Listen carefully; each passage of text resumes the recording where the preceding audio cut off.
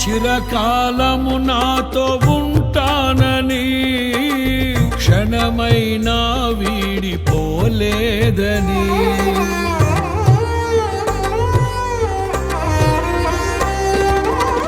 నీలో నన్ను చేర్చుకున్నావని తండ్రితో ఏకమై ఉన్నామని ఆనందగానము నే పాడనా ఆనందగానము నే పాడనా ఏదైనా నాకున్న సంతోషము నీతోనే కలిగున్న అనుబంధమే